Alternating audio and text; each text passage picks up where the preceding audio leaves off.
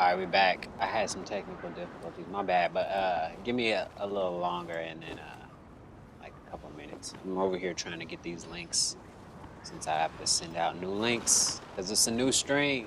But give me a second though. Get it.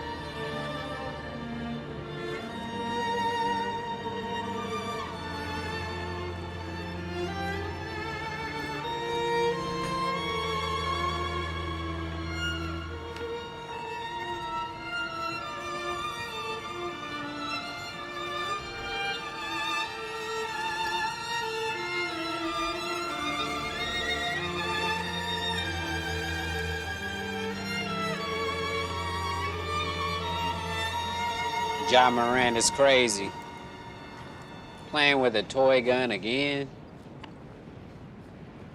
Come on, Ja. All right. Ja Morant fucking with a toy gun again. Look at this in the top above me. Let me post this real quick. But that's crazy. Ja Morant don't give a fuck. They gave him $200 million. He said, "Man, y'all gave me $200 million, man. What you thought?"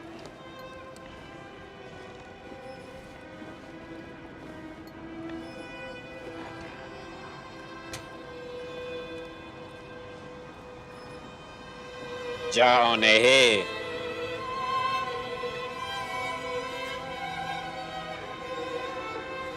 Y'all say he not playing. He really with the shit. He don't care.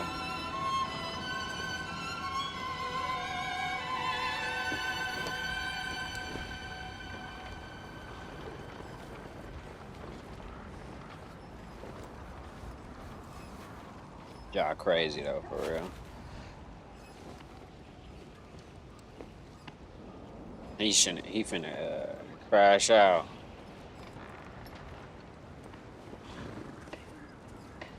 fuck is going on? Yeah, my bad. I had technical difficulties. I had that. I don't even want to get into it, but yeah, some shit was going on, so I had to fix it.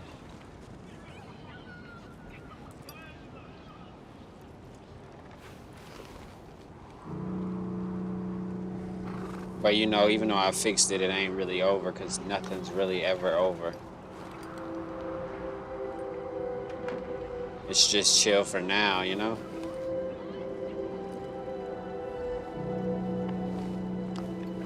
Kind of like Ja Morant. He chill for now. Give him a couple days, he gonna post another gun pic. Just in case y'all forgot. Crazy, bro.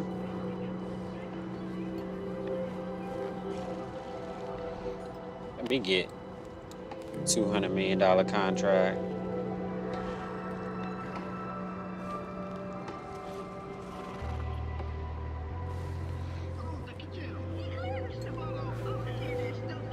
Well, all right.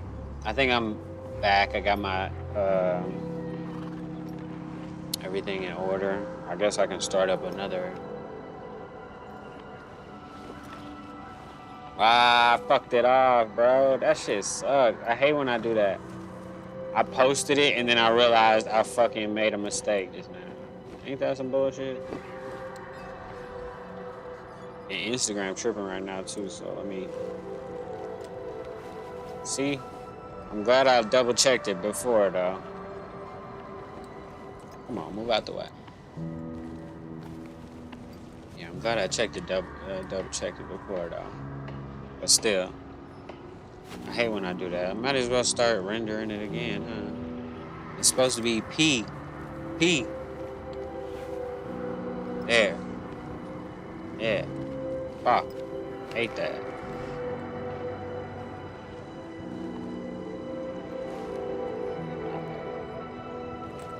At least I didn't post it in that many places yet, but that shit's annoying because sometimes, I don't know. Because I was almost done, that's why.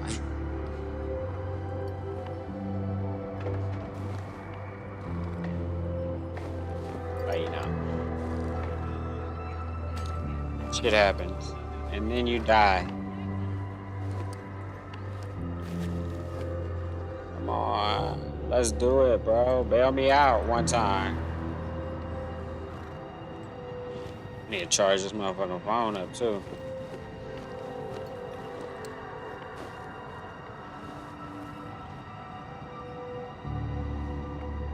There we go. That's the one I'm trying to delete. Let me click on it.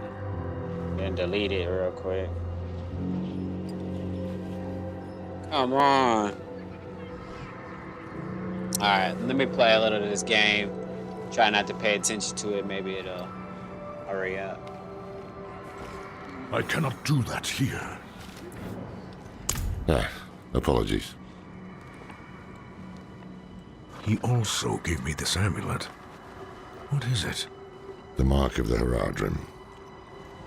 An ancient order of scholars and mages, sworn to protect Sanctuary from demons. Fuck that. Just redo it. These days, we are few in number. There is another Haradrim, Donan. His breadth of knowledge about demons is equal only to his hubris. Sounds like he could help us. You should seek him out in Skosglen. But don't forget about the cathedral. They'll be expecting you, and they might prove to be useful allies too. You're not coming with me? He I'm like, going hell to the no. dry steps to find out who that pale man is. Join me when you can, just be careful. Your ties to Lilith, the visions you see. You are the key to finding her and stopping whatever she has planned.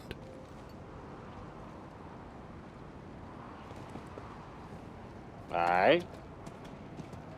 Sometimes simple our enough. paths in life are set to collide. We just don't know it. Whether it is by accident or fate's hand, there is nothing we can do about it.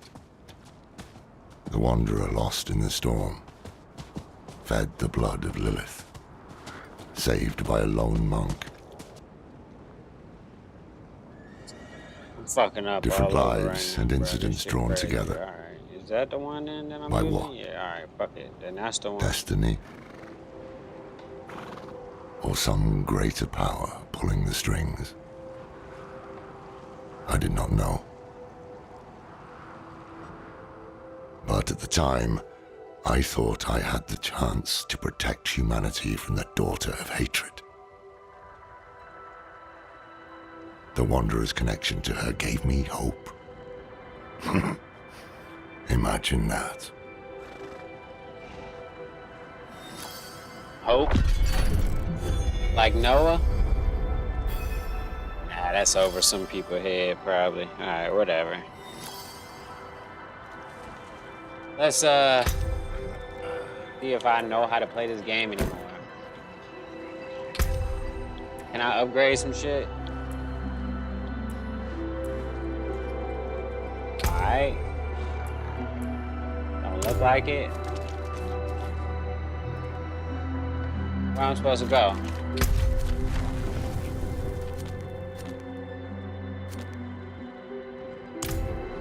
Alright, I don't know where we're supposed to go, but we're finna find out real quick.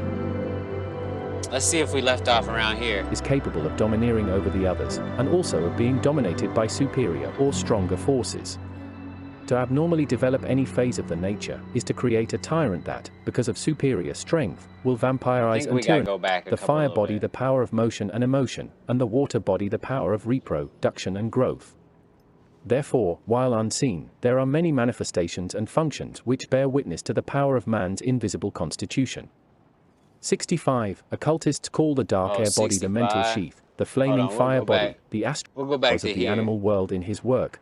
Realize that our passions and hates create these demoniacal beings in the super-physical world, but this is one of the secrets of black magic. The sign of the cloven hoof, and also as the Star of Bethlehem. Yeah, we was here. According to the Pythagorean system of geometry, the Masonic apron, with its 4 points or square and the descending point of its triangular flap, symbolize the same thing. The lower flap conceals the mystery of the murder of Hiram. The raising of the flap symbolizes his resurrection. 4 fingers represented the body with its 4 major divisions, while the thumb, which works with none of the fingers but is useful because it is against the fingers in all of its functions, is used to symbolize the consciousness. I don't remember where we in was Scripture, at. it is stated that God has set himself against his children. It is also interesting to note that man is the only creature that has a thumb working against the fingers. In even the highest simians, the thumb works with the fingers, being in reality only an extra digit. 68. Some ancient students have even correlated the 3 phalanges of the thumb with the Trinity. The first, or distal, phalanx, including the nail, was held sacred to the Father, and its size and shape was used in determining will power. The second phalanx was considered when analyzing the mental and reflective powers of the subject, while the third phalanx, which is usually large and forms part of the palm of the hand, when overdeveloped was considered a symbol of a strong animal or physical nature, being sacred to the Holy Ghost, or the East Indian Shiva. 69. These 5 parts, the consciousness and its 4 bodies, were symbolized by the 5-point star, or pentagram. This was known to medieval alchemy as the sign of the cloven hoof, and also as the Star of Bethlehem. According to the Pythagorean system of geometry, the Masonic apron, with its 4 points or square and the descending point of its triangular flap, symbolized the same thing. The lower flap conceals the mystery of the murder of Hiram. The raising of the flap symbolizes his resurrection. 70. The average individual does not realize that life, consciousness, and intelligence are separate and apart from physical substance, merely functioning through chemical bodies during the temporary span which we call life in the chemical world. One of the great occult laws is that to function in any sphere or plane of substance in nature, you must have a body sensitive to and capable of adjustment with that plane of substance. The student must realize that each body is capable of domineering over the others, and also of being dominated by superior or stronger forces. To abnormally develop any phase of the nature is to create a tyrant that, because of superior strength, will vampirize and tyrannize over all other parts of the nature. 71. It is the power given by wisdom and knowledge that makes the occultist superior to his fellow man, his superiority being proportionate to his superior intelligence. In every walk of life, the uninitiated will be confronted with mysteries. Damn. To the average person, the working of a gasoline... Hold on, let's watch this clip first. Let the light of an audience burn away wickedness. God, not temptation, lead you from his holy radiance. Let righteousness sear away corruption and sin. Cast out thy darkness, for only light must remain. Cast out thine darkness, Yeah. for only light must remain. Is this the one from the west? Yes, Reverend Mother. Did Lorath not accompany you? He sent me on without him. Putting faith in that old man was a mistake. What could possibly be of greater import? Lilith. So, you know. Yeah, we do. We have received word from one of our knights of a demon sighting in Gale Valley. The description matches too closely to the sighting in the west. If you would travel to Yelesna and take stock of the events there, you would have the gratitude of the Cathedral of Light. I had thought to send Lorath, but Again, he fails in his duty. with or without Lorath, the will of Inarius shall be done.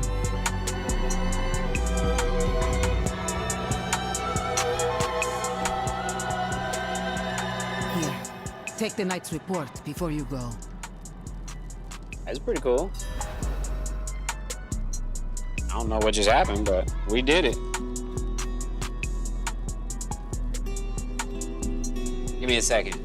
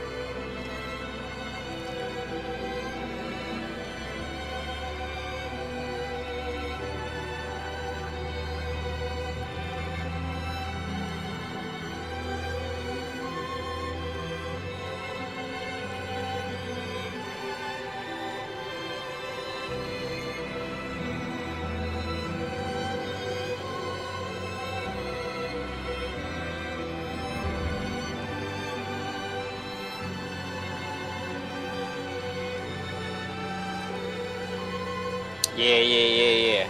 My bad. Oh shit, I dropped my controller. I'm back though.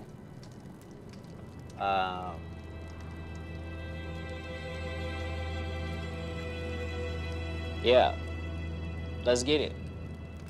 Laws is that to function in any sphere or plane of substance in nature, you must have a body sensitive to and capable of adjustment with that plane of substance.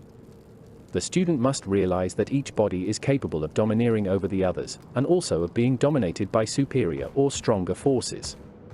To abnormally develop any phase of the nature is to create a tyrant that, because of superior strength, will vampirize and tyrannize over all other parts of the nature. 71. It is the power given by wisdom and knowledge that makes the occultist superior to his fellow man, his superiority being proportionate to his superior intelligence. In every walk of life, the uninitiated will be confronted with mysteries. To the average person, the working of a gasoline engine is just as mysterious as calculus would be to a kindergarten child, but intimate relationship and study result in that familiarity which gives ease in handling and intelligence in directing. It has been well said that no man is a stranger to his own valet. The philosopher is a servant of God, and by perfect serving, soon becomes capable of thoroughly understanding the desires and dictates of his divine master. 72. There is a real science even in pegging shoes. Only after years of apprenticeship can man hope to master any craft. In spite of the terrible caste system in India, it is interesting to note that an individual who excels even in the simplest thing is given recognition, and may mingle with those of superior caste. There are but few who excel in anything, while of mediocre people in all walks of life the number is legion. Have you ever watched an individual who is handling with impunity tremendous units of electrical energy? If so, you realize that knowledge is power. The electrician is safe, because he knows the laws governing the thing with which he is working, but should the electrician become careless for a moment, or a person who knows nothing of electricity attempt to do the same thing, he courts instant destruction. 73. The laws of nature obey no man. They know neither virtue nor vice. Like the one-eyed cyclopes of the Greeks, they are giants that fulfill their predestined work, unmoved by the right or wrong use of their forces. The wise man obeys the laws of the substances with which he works, and thereby causes these substances to work for him, but let him for one instant break the laws of the energies which he is controlling, and they destroy him without compunction or discrimination. 74. An occultist is an expert in the science of life. As an operative magician, he is able to manipulate the forces of nature to the gratification of whatever end he may desire, but woe to him if those ends are not in harmony with the natural plan. By means of his knowledge, he may work miracles, like the magicians of India, but his feats are miraculous only to those who do not know as much as he does concerning the subtle forces of nature. 75. The control which knowledge gives over ignorance on the spiritual planes of nature is very much like the control that wealth gives over poverty in the physical world.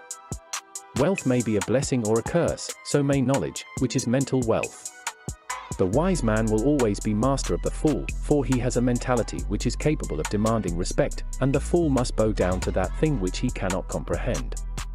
In every age, a few have come into the realization of nature's tremendous powers, and in one way or another, legitimate or otherwise, have become temporary wielders of the serpent scepter. As a man can steal money and remain wealthy until the law dispossesses him, so may a black magician steal a certain amount of divine power and manipulate it to the gratification of his own ends until at last his misuse of power destroys him. 76. During the later Atlantean world, and again in our own modern civilization, there have been and are minds powerful but not virtuous. These two words are not always synonymous. Some of these perverted beings were actual demigods, as glorious as Satan himself, but their misdeeds and falsity sent them hurling into oblivion, like planets gone wrong. These demon gods bred black magic, the perversion of power, in the minds of men, and to this time, it has remained nurtured by man's besetting sin-selfishness. 77. Evil will never cease to exist until selfishness and greed are overcome as factors in dictating the attitudes of men. It is the common thing for the concrete mind to sacrifice the eternal to the temporal. Man, concentrating upon the limited area of the known, loses sight of the effect of his actions upon the limitless area of the unknown. Short-sightedness, consequently, is the cause of endless misery. Moral short-sightedness results in vice, philosophical short-sightedness in materialism, religious short-sightedness in bigotry, rational short-sightedness in fanaticism. 78. Wise is the man who serves the greatest end. Whatever be the cost, the thing which men have called harmony and which nature knows as perfect adjustment, is worth all that must be paid for it. Adjustment is the establishment of harmonious relationships between the universal planes of nature and the centers of body consciousness in man. 79. Selfishness promotes self-interest and self-gratification. Slowly the world about vanishes, the soul lives more and more to the attainment of its own desires, and before long the rule of mammon is complete in that life. This means that the best dies and only the shell of material personality remains. It means that the urge of aspiration is no longer felt and that the spirit, immortal and superior, lives as the drudge of appetites and the bondservant of an animal organism, doomed to martyrdom within the prison walls of perversion. 80. We live in an age enlightened in those things pertaining to the body, but woefully ignorant concerning those things which are divine. Every day the spirit of commercialism is fed with the lifeblood of millions. Every day the struggle of competition takes more of man's time and energy, until the finer nature dies for want of consideration, and virtue is deemed an impediment to the progress of the material juggernaut. This turbidity of mental and moral outlook is the breeding place for the larvae of black magic, the curse of the human race. 81. Black magic is a disease. It is a racial cancer. Its long tendrils are like those of an octopus. It infests church and state alike. It enters the hovel of the poor as false hope, leading him to crime and self-destruction. It enters the salons of the wealthy as ambition turns the heart of man into a scheming organ for the accumulation of opulence. Black magic is bred in selfishness, nursed by greed, and tolerated only by hypocrisy, but nevertheless is a most common efflorescence of a commercial age. 82. Magic is not a medieval superstition tutored by the spirit of ignorance, it is a very material fact. This so-called age of enlightenment is in reality only a transference of emphasis from one mental function to another, and while the spirit of arrogance and selfishness remains in the souls of men, they will sell their immortal spirits, as did Faust, for the gratification of self, or, more correctly, the not-self. Honesty is a jewel of priceless value, and the forces of evil have little power over a life lived true to principle. Man, by his covetousness, must first offer his soul for sale, before the devil is in a position to buy it. 83. Nature is an endless area of crisscrossing energies. Those who have power can demand that these energies obey them, whether for good or ill, and senseless force must obey. But force also has its laws and penalties, and man must obey the laws of force, or suffer the consequences of his folly. The black magician, in his selfish egotism, thinks himself greater than God or law, and continually breaks the rules of force, but sooner or later, like Faust again, he is destroyed by his own servant. We are told that Dr. Faustus actually lived in Germany in the early Middle Ages. He had a familiar spirit who served him. One day Dr. Faustus was found dead with a knife in his back, and the townsfolk claimed that his elemental spirit had killed him. 84. In our modern world, black magic finds a fertile breeding ground in man's desires. Age after age, the wants of man destroy him. In ignorance he plays with fire, in thoughtlessness he ignores the immutable laws of nature, and then wonders why the tempests break about his head, why lava and ash bury his cities, why wars lay waste his lands and mighty upheavals of the earth cause continents and nations to vanish in a single day. He neither obeys the laws of force, nor recognizes that cause and effect rule all things, that day after day, he reaps misery as the harvest of thoughtlessness. 85. The white magician consecrates his life to study, meditation, and service, that he may know the law and may direct force to its appointed ends. He molds himself into the plan, becoming part of the divine rhythm by sacrificing himself and his wishes to the will of the infinite, asking only to know wherein his duty lies and how he may be of the greatest service to the greatest number. 86. On the other hand, the black magician is firmly of the belief that he knows what he needs, when in reality he only knows what he wants. He seeks to mold the plan into his own desires. He believes that the universe wants him to be greater than his fellow men, when the cosmic all does not know that he exists other than a tiny atom passing with myriads of similar things to an appointed end. 87. Now let us see how the magician, with his knowledge of the invisible side of nature, is able to manipulate the unseen forces of nature. First, the student must be impressed with the fact that the wise man is seeking to know what nature desires him to do, while the foolish man knows already and tries to force nature to act as the servant of his whims. 88. Nowhere is black magic more apparent than in the modern phases of religion. In both the new and old doctrines, instead of emphasizing the will of the Logos as the law of men, students have been taught to demand of the infinite, and that he will obey. No man may justifiably demand anything except the fruitage of his own labors. Today, however, millions are seeking, by the root of psychology and metaphysics, to reap where they have not sown, believing that the possession of a knowledge which makes them greater than their brethren entitles them to enslave the weaker and uninformed. 89. Let us now consider the four bodies of man as elements in magic, and differentiate clearly between the right and the wrong function of these bodies. 90. First, we will study the bodies as a group. We may say that they were created to be the helpmate of their Lord and Master, Spirit, for in truth they symbolize Eve taken from the side of Adam. The attributes of these bodies are legion, for each has a character of its own. We may say of the bodies of man, as of children, train them when they are young in the way they should go, and when they are great they will not depart therefrom. Our natures cannot be allowed to just grow, like topsy, any more than children can be allowed to run around promiscuously and then be expected to amount to anything. Our natures must be trained, and there must be a definite understanding of who is master and who is servant. 91. A near philosopher allows his mind to ramble, thus creating a host of abominable and absurd concoctions of witless thought. He involves himself and those about him in argument, dissension, and never-ending streams of self-contradiction.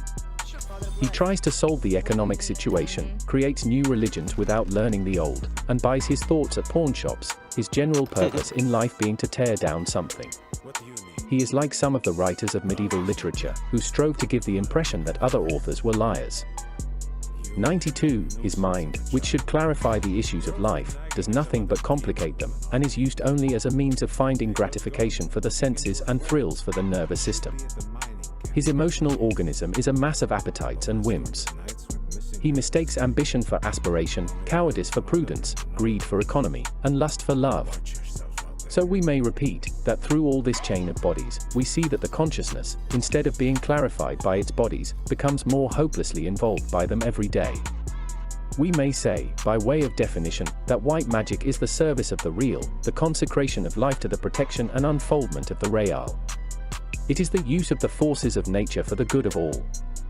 Black magic is the use of wisdom and its accompanying power to gratify sensation, ambition, desires, greed, and that medley of function which we call the personality. Its inevitable result is the destruction of the entire spiritual and physical structure. There we go. 93. The white magician seeks to gain control over himself. The black magician seeks to obtain control over others. Man has four centers of consciousness, four tangible assets, which he may consecrate to the attainment of reality: his mind, his heart, his vitality, and his physical body. A man may be forced to serve another, if that one can temporarily or permanently secure dominion over any of these four centers. To secure dominion over the physical body of another is to make that person a slave.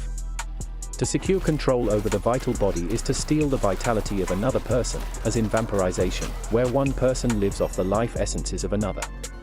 A common example of this can be seen when young people are brought up in the association of elderly people. The radiant energy of the child is sapped by the older person. As a result, such children are usually very nervous and seldom strong. Another example of the control of the vital system is to be found in mediumship, when decarnate spirits take ectoplasm from the spleen of a medium in order to materialize. What is that? This usually results in the nervous and physical exhaustion of the medium, for he has given his own life as a vehicle to the outside intelligence. 94. The astral body is usually attacked through an excess of feeling, such as religious frenzy, grief, fear, or hate. When a person realizes that he can influence others while they are incapable of reasoning because of emotional excess, and awakens these emotional excesses for the purpose of influencing the weaker ones, as in the case of an evangelistic revival, such an instigating mind is a black magician. The sending of love, hate, or similar feelings to another, in the hope of awakening a similar condition in them for selfish or personal reasons, is also black magic. 95. Mental black magic is far more complicated, for it includes practically all prosperity metaphysics, autosuggestion, mental suggestion, occult treatments, demonstration over environment and conditions, the misuse of hypnosis, mesmerism, personality culture, and other varieties too numerous to mention. In one way or another, it includes practically all religious and economic graft, in fact, every method in which the power of one person over another is used for the aggrandizement of the stronger. It covers every method of gaining superiority, except those based on an honest use of the merit system. Those who can do a certain thing better than others do not need black magic in order to excel at all. We find, under perversions of this idea, such business subjects as psychological salesmanship and the like. The systems advocated work admirably, but they bring endless sorrow to whoever attempts to use them. 96 people who use these false systems vindicate themselves, for the most part, on two unsound hypotheses.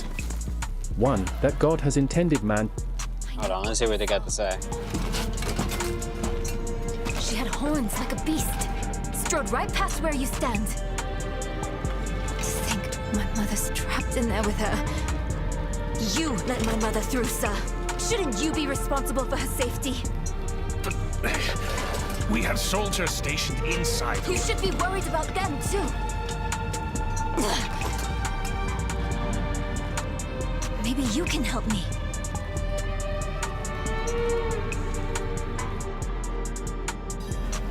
Alright, let's see what you're talking about. My mother and I studied the Haradrim. We were onto something big. But then she ran off. It's not like her to abandon the hunt. Yeah, alright. Mines are closed on church orders. They're not safe. Especially not for children.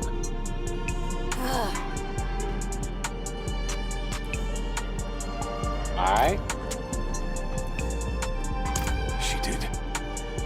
The horned woman was the demon Lilith. No, that can't be. My mother taught me that name. You speak of the daughter of hatred. Did Prava mention me? She wasn't angry, was she? He like, There's did she more than mention your me? job at stake here. That's funny. Come on. Let's get this over with.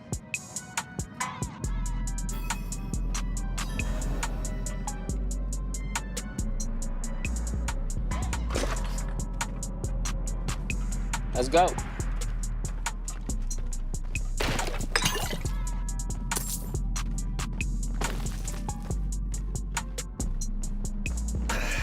The damn hoist is stuck. We've got to go on foot. Alright, they'll figure it out. Let's get back to the manly P-Hall. To have whatever his puny intellect desires. 2. Oh, that shit. man knows what he needs. Both of these are false assumptions. Man was not intended by God to be rich, wise, beautiful, healthy, witty, of charming personality, or happily married. This does not mean that the Lord has any objection to any of these things or all of them. It merely means that if man desires these things, he must go forth, as Adam was directed to do, earning his bread by the sweat of his brow and not by the sweat of somebody else's. 97. The aura of man's consciousness is his dwelling place. That sucks. but It is his whatever. feudal castle. Though he be driven from his home, from his world, that is his sanctuary. None has a right, for good or ill, to enter that sanctuary, other than by the door, any more than one would have a right to enter another's home by the kitchen window. The door of the sanctuary, in this case, is the physical world, because here all men have the privilege of knowing their opponent. Here all have an opportunity to struggle against the thing they do not desire. Here your brother has the privilege of rejecting your proposition, or of accepting it, if such be his pleasure. He may let you into his house or keep you out, as he may see fit, for here at least there is one equality. Men may say yes or no, according to their moral dictates, and may have the privilege of defending their integrity with their lives. 98. You may go up to your friend John and say, I wish you would stop smoking, you ought not to do it. But you have no right, regardless of how virtuous or altruistic your desire may be, to sneak into the brain of John and implant there something which he cannot combat because he does not know that it exists.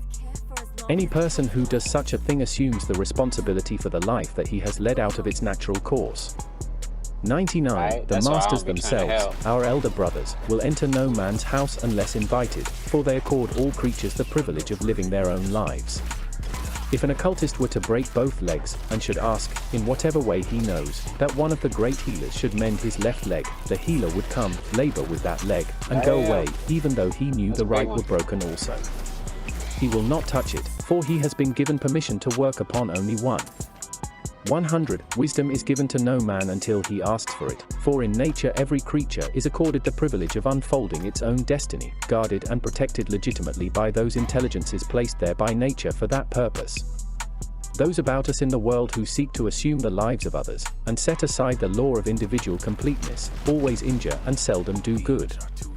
101. An aged and wise Chinese once set out to visit a distant place. He sent a messenger ahead to tell the good folks of the house to prepare him no food save rice, but when he arrived, he found a many-course dinner awaiting him, for the good family felt that they must so honor his presence.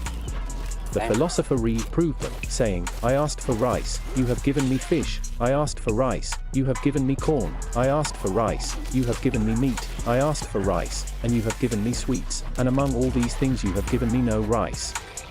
Observing that the family was hurt by the words, the philosopher added, I have lived these many years, and, after studying carefully this body which God has given me, I have found that it doth flourish nobly upon rice. It was with wisdom that I ordered rice, it was with folly that you insulted me by offering other foods.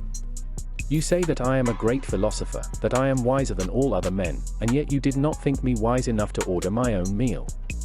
In the same way, when our brother asks for rice, we have no right to give him meat because we think he ought to have it. It matters not whether the meat be physical or spiritual, whether the rice be literal or allegorical. 102. No man who is sick should be healed merely because he is ailing. He should learn the lesson that accompanies the disease that he has brought upon himself. To affirm health is foolishness, to find out the reason for the ailment, make right the wrong, and become healthy again, is wise and proper. To be so moderate, so wise, so thoughtful as not to become sick, is still better philosophy. It is black magic of the worst kind to interfere in any way with the individuality and mental independence of any human being. If this individual becomes a menace to society, it may become necessary to incarcerate him for the good of the community, but this does not in any way interfere with the conscious functioning of his mind. 103. If the incident shows such a one the error of his ways, it is well, but whatever the result, he has been permitted to remain the maker of his own destiny and the captain of his own soul. He is at least living his own life and dying in the way that he chooses. He has been reasoned with, and it has failed. He has scorned pleadings and prayers. All has been done that man can do. Let no one enter the sanctuary even of the criminal soul, for as his spirit is a part of God, endowed with the inalienable prerogative of choice, so the vengeance of God will descend upon him who seeks to steal in and cloud that brain or influence that divine spark against its own will. Many an individual has played havoc with the laws of nature by not allowing the individual to fulfill his own destiny. 104. We cannot always tell why souls come into the world rich or poor, some to grow strong and survive, others to become weak and succumb, but this we do know, that the law of karma directs these things, placing each life where it will best learn the lesson needed for its growth. Some must learn in sickness and pain, others in laughter and joy. Some must learn to be exalted, others to humble themselves. But all are here to save their souls by the sweat of their brows, to need the bread of their own existence, even though they must mix it with their own lifeblood. 105. What man of myopic vision dares to ordain health for the sick or illness for the strong? Oh, it's a bad guy Who right dares here. to say this poor man should be rich or this man should be poor? Does he know the reason for his coming? Does he know the virtues and vices which, lying hidden in the past, are the invisible causes of his present condition? Does he know the reason for the environment wherein he dwells, or the urges that have led him to his present state? If not, then he should be silent. 106. By this we do not mean that the world should be sympathetic or unready to help. We do mean, however, that the help should be given, and not forced, upon the other. It means we should serve each other, help each other, and love each other, but we should never try to obtain the whip hand over another or over nature. 107. What right has anyone to believe that man was born into the world to be happy? In the Arabian Nights, it is written, happiness must be earned. We are born with a divine birthright, a mind, a heart, 2 hands, and 2 feet. If any of these be missing at the time of our appearance, we have some other function proportionately developed to take its place. With these tools, we may go forth and earn happiness, but we have no right to assume that someone is going to thrust it upon us. We have come here for experience, as a child who goes to school. We may be happy in our studies, or we may curse them all the days of our lives. The wise are happy in doing the thing that should be done. When we command the universe to make well the sick or to make the rich poor, we know not whereof we speak, for in our zeal and ignorance we may be doing an irreparable injury to the one we love, like a parent who cannot deny his children the sweetmeats that they want. In granting their desires, we endanger both their lives and their future efficiency. 108. Let us rather assist all to adjust themselves to things as they are, helping to build a more noble destiny for themselves, not trying to give them something or force the unknown upon them, but rather assisting all to develop those faculties which will make them worthy to have things which they desire, and that great peace which all the world is seeking. When we ask the Infinite Father to give us those blessings which we lack, or to straighten the crooked paths wherein we walk, let us always add this stipulation to our endless string of desires: let these things be, if they are best for me, if not, thy will, not mine, be done. Let us always qualify our will to achieve by such deference to the divine will that alone does all things well. In this we make safe the course of our procedure. This humility will save us from the great adversary who, under the guise of egotism, whispers to us that we are greater than the infinite. Time and time again, as Milton said, we are hurled flaming from the ethereal skies when we seek to be greater than that power which is the cause of all things. 109. We all want the good things of life, we all desire to be surrounded by friends, but we have no right to expect to attract any of these things except when our own lives have earned us the right to be honored, respected, and admired. The struggle of modern competitive ethics is very keen, but it offers to the winner a prize in keeping with the intensity of the strife. The environment of modern social conditions was created by human qualities and temperaments, and man has placed himself therein in order to learn how to adjust himself to its complications and uncertainties. The victory lies in the control he gains over himself, his viewpoint, his temperament, and his idiosyncrasies. 110. Man has long considered happiness to lie in dominating others, or in keeping up with the standards of the Joneses. All through the ages, he has striven either to imitate or control others, instead of acquiring self-control and unfolding the individuality which makes him different from all other things and gives him the power of excelling in something. When man exchanges his daily life of service for mental shortcuts, and excuses his vices instead of mastering them, he is falling under the influence of black magic, a subtle power which caters to the worst in him.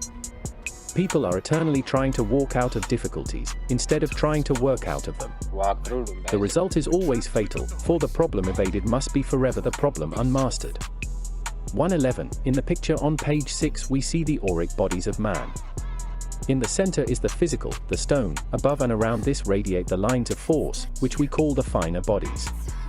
These bodies are urges to mastery and also endless causes of slavery, depending upon whose shoulders the responsibility rests. Surrounding this black physical form is man's disease armor, called the vital aura, shown diagrammatically in the drawing as a checkered area because of the interpenetrations and criss-crossings of the two higher ethers with the two lower. Under normal conditions, this etheric body radiates through the pores of the skin in a form resembling fine fur extending several inches beyond the body. Occultism teaches that germs are more astral and metaphysical than substantial. As a result, while this vital aura radiates from the body, it protects man against evil forces and influences from both the physical and etheric worlds. If he is run down, debilitated, or his vital force depleted, this aura loses its power and allows 1,000 external influences to tear down his strength and courage. It also permits disease elements to enter, and the result is often fatal. 112. Outside the aura is the egg-shaped astral body, with its center in the liver and its large end downward, surrounding the areas of the greatest sensation. It is ever-changing in color, and through it pass endless shadow forms which express in panorama the emotions and feelings of man. It is glorious, radiant, opaline, never appearing twice the same. Outside this is the mental body, as it would appear in a highly developed adept, as an egg-shaped vehicle with its large end upward, bulging through the area of greatest intelligence. It is the midnight blue of the dark nebula referred to on page 34. These bodies are visible clairvoyantly, also physically with the aid of the killer screens, as interpenetrating globes of light, and constitute the causal bodies lying behind the motion, emotion, and rationality expressed by the dense physical envelope. 113. At a point between the eyes, in the forehead, dwells the human consciousness, in the holy place of his tabernacle, enthroned among the globes which form his bodies. Man, by his actions, is gradually unfolding the possibilities lying latent in his physical body. By his conservation of energy, he is gradually unfolding sequentially the centers of his vital consciousness. This end can be attained only through intelligent living, for the vitality is extracted from the atmosphere, from the sun's rays, from our food, and from other sources. Through gradual purification and regeneration of his emotions and feelings, control of his fire mist body with its outbursts and excesses, man gradually raises the vibratory rates and unfolds the latent possibilities of the astral body, thus redeeming the animal soul. See. By his thoughts, ideals, and aspirations, aided by the twin faculties of logic and reason, man gradually gains control of that seething mental vortex, which will later put him in harmony with the divine mind of the solar god. 114. The occultist is taught that the so-called worlds of nature are the bodies of the solar man, and that each of these bodies corresponds with the lesser vehicles within man himself. Thus adjustment of his mental body to the mental plane of nature makes him one with the mind of God, and all the other bodies follow the same procedure. 115. Each thought, emotion, and action, accordingly, is important, bringing ever closer the day of individual liberation. Any power or quality which paralyzes or even delays this process is detrimental to man, and anyone who consciously seeks to improve himself to the detriment of his brother is unfit to live, yet such a system forms the keynote of modern ethics. If man would only learn to be honest, realizing that the universe is honest and that we are rewarded according to our motives as well as our works, we would rid the world of much that is undesirable. 116. Black magic appeals to the mass mind. It appeals to the principles of our civilization. It offers something See if for I nothing. gotta go back, I'm not sure. As long as there is cupidity in the human heart, it will remain as a menace to the honesty and integrity of our race. Weird. If occult students will only remember that honesty is the deadly enemy of black magic, and that it holds no terrors for the individual who is true to himself and true to the golden rule, he can protect his own soul and those he loves from its insidious and unnatural influences. Well, there you have it. Henley P. Hall broke it down. Clear as day. So, I mean, if you still don't know, then I guess let's listen to that again on your own time. This is the guy I'm supposed to talk to. We need reinforcements. Went around in circles just to go right back to him. It's crazy. What was that? It came from beyond the gate.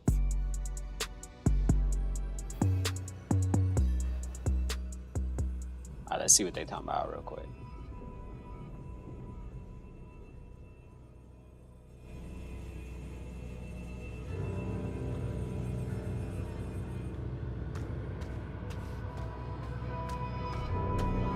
Oh, we finally going in.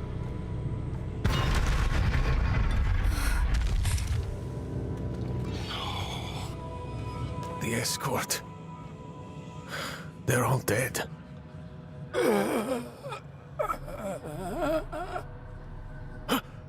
Over there.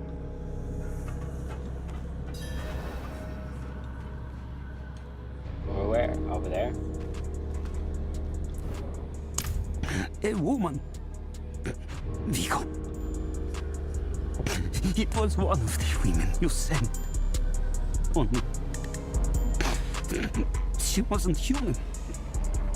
She was a demon, like the statue. Claimed she mothered sanctuary. It was a dead bloodbath. The other woman, Venard. Where is she? She begged for her life. Well, I spared her. Let her deeper in. Give up, girl. She's lost. Vigo, you must listen. Steel did nothing. All spells, prayers, all useless. Go to Corval. Tell Plower. Praise the army. The father. Evil itself mocks sanctuary.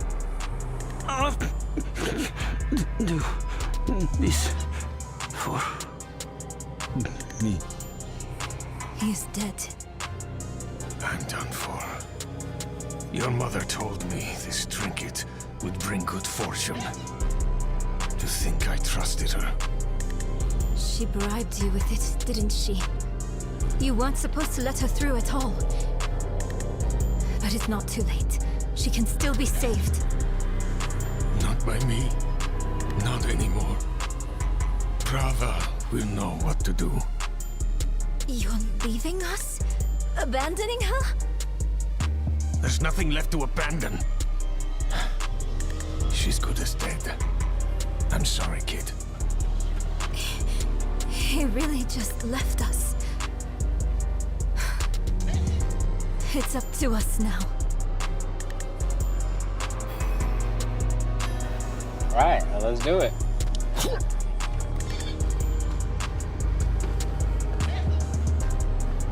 Lilith can't be too far. Well, let's do it. Hold on. Let's see, oh.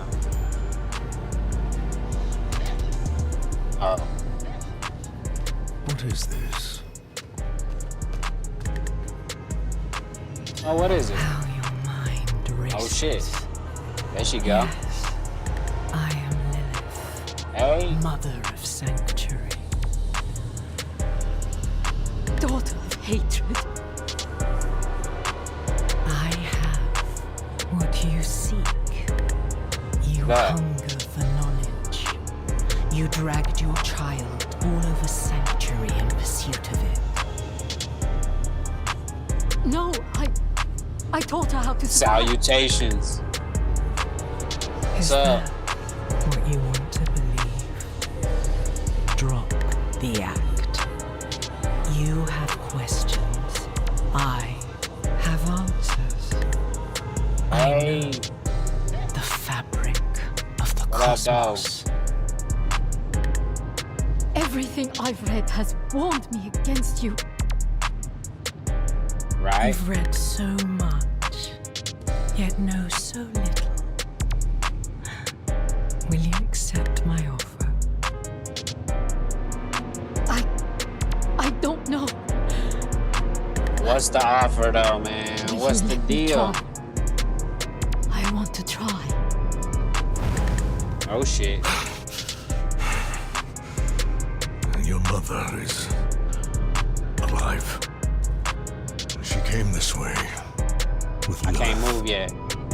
How can you be sure? Sometimes I see visions of the past. Let's see what Charleston White got to say real quick.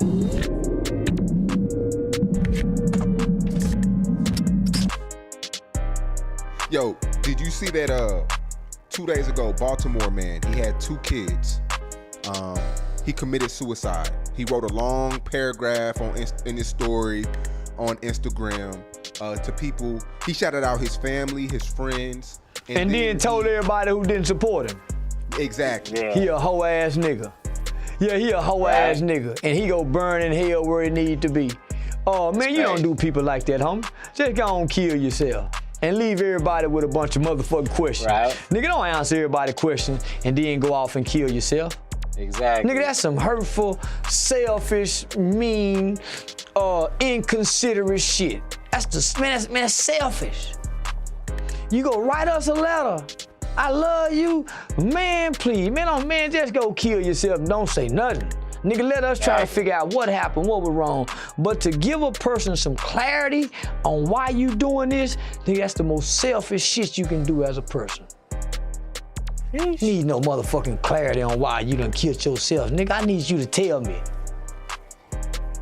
Nah, that's selfish, The 2 kids homie. too, man. The 2 kids too is what touched a lot of people. Man, fuck them kids. Oh shit. Man, fuck them Shit, kids, here we nigga. go. Everybody fucked up. The kids, the wife, the mama, the brother. The kids hurt too, but nigga, mama hurt. Brother hurt. Nigga, I done lost 2 homeboys, my nigga. My nigga killed himself in front of his daughter. His mama at the house.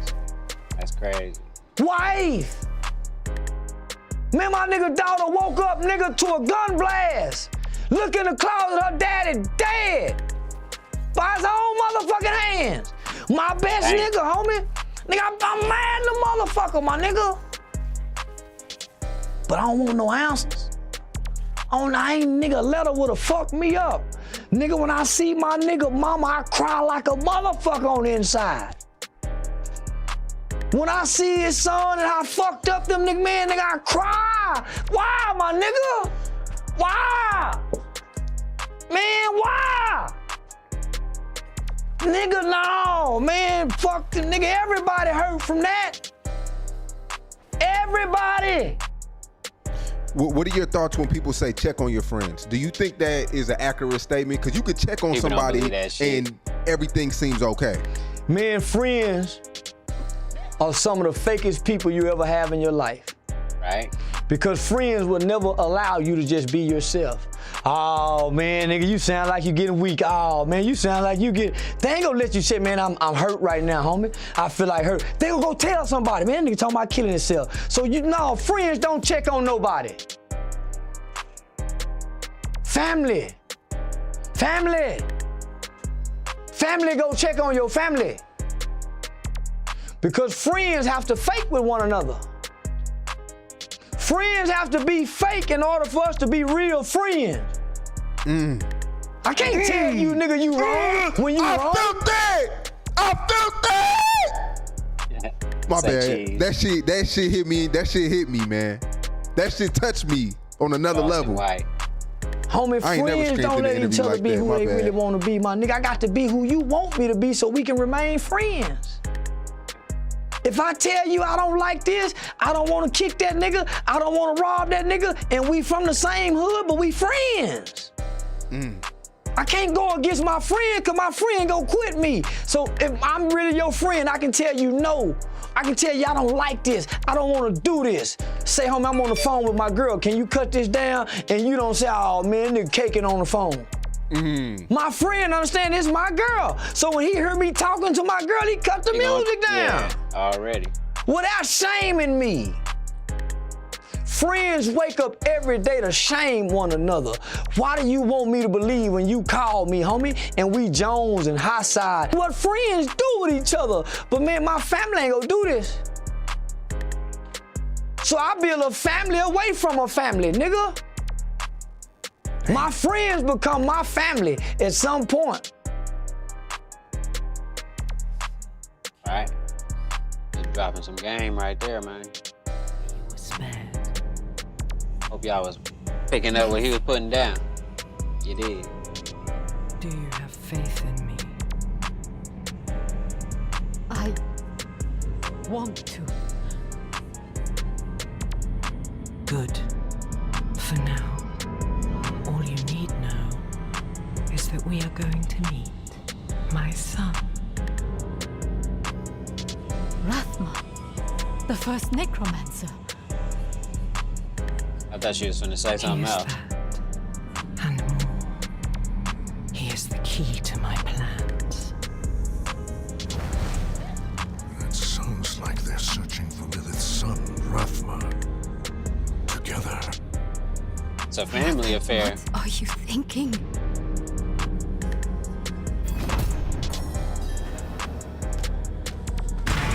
Go.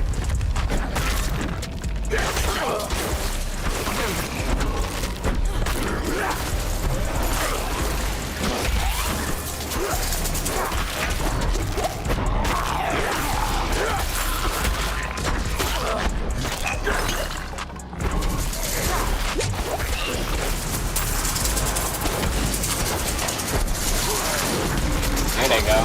Big ones. Damn. Going down right here.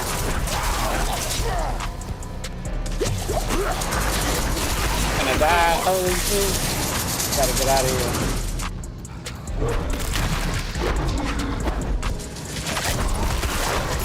Uh-oh. I think I done met my match. What do I gotta do? Come over here. Alright. Oh, this bitch helping, I forgot. I'm not ready yet.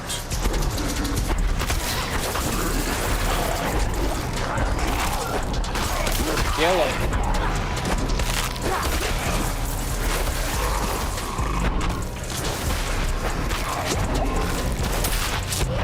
Damn.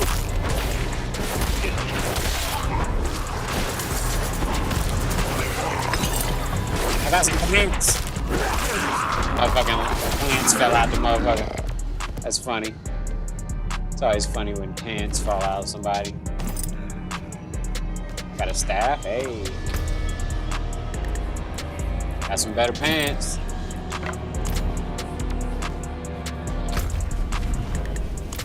I don't know where to go now.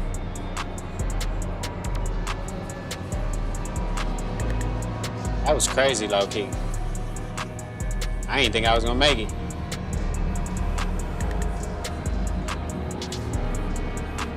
All right, hold on. Give me a second.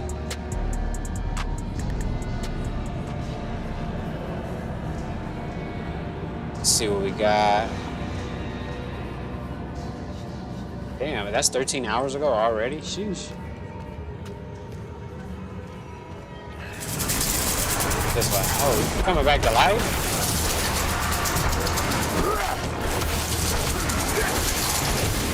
Oh, necromancer.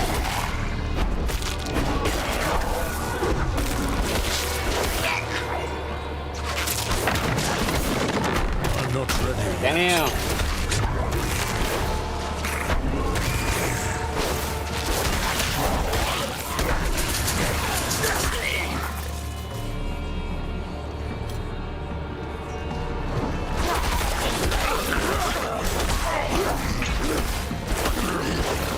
I'm gonna just keep beating him up with the stick.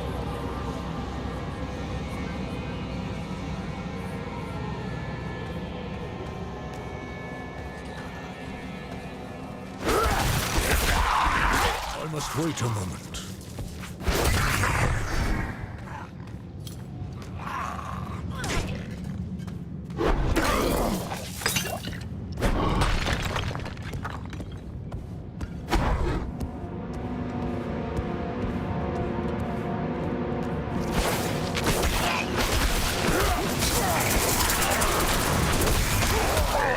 Motherfucker be bringing him back to life.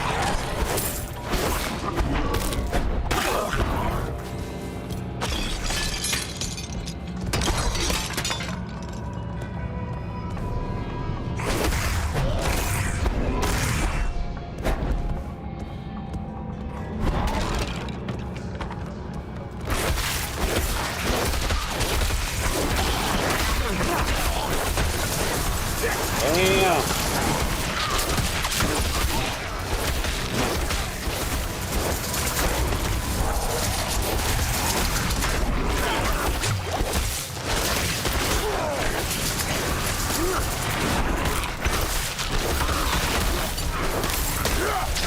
You trying to run away? I'm not ready yet.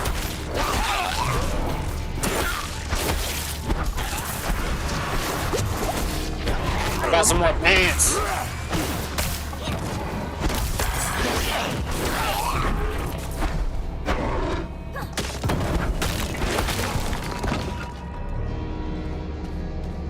I don't know. I'm gonna go this way. I think this way is best.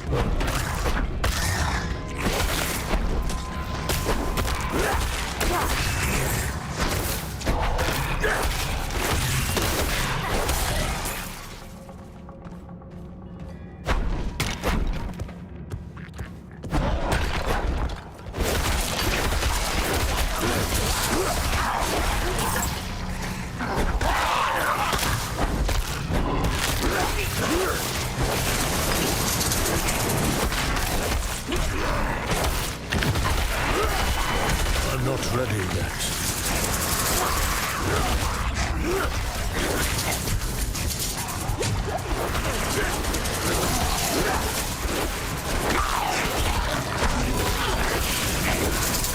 Damn.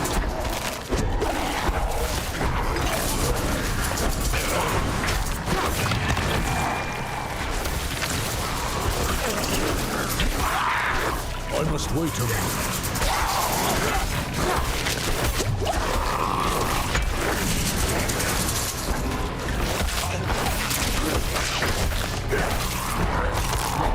You laughing and shit?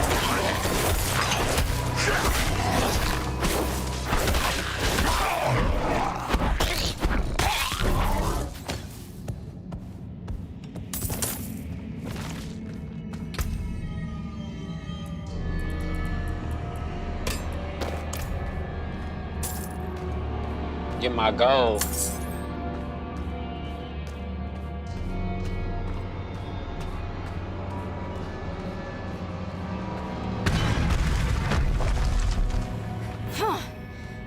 again. Does Lilith know we're coming?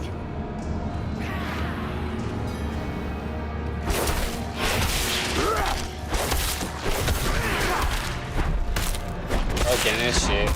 Quick. Fuck that. I ain't letting you get up.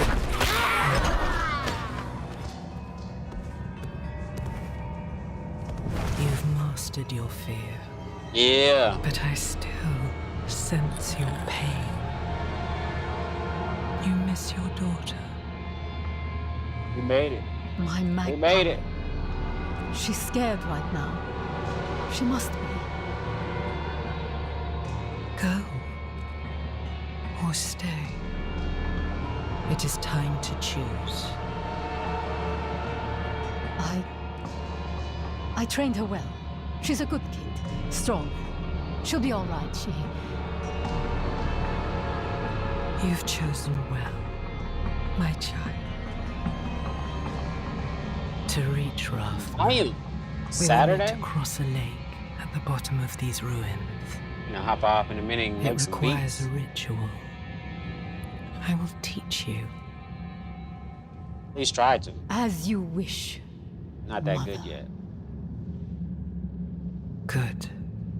You're ready for lesson 1. Still working. Blood is the key. What did you see this time? I don't need sparing. Tell me. Lilith plans to teach your mother a ritual. Let's see. One that needs blood. Hold on. Let me see. What else? We have to reach them. Yeah, on that note though, on some real shit, I'm finna holler at y'all later. I got some other shit to do. I was gonna wait till the cutscene happened, but apparently they ain't got no cutscenes anytime soon. So yeah, I mean, maybe later tonight I'll get back on and play some Battlefield or something. I'm not sure, but it felt good. But yeah, I guess I'll holler at y'all later today. I'm about to just chill for a minute, maybe put some beats down or something like that. But yeah, I'll holler. Peace.